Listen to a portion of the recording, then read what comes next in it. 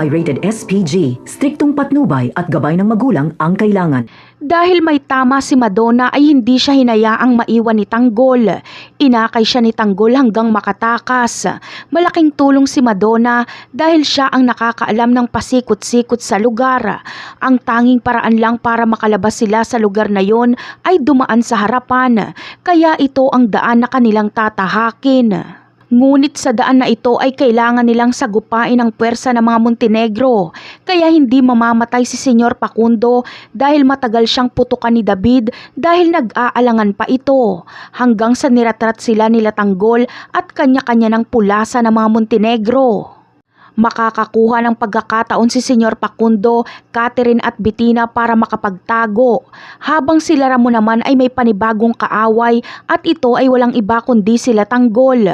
Muling maghaharap si Tanggol at Ramon hanggang sa tuluyang makakatakas sila Tanggol at ang mga kabalyero.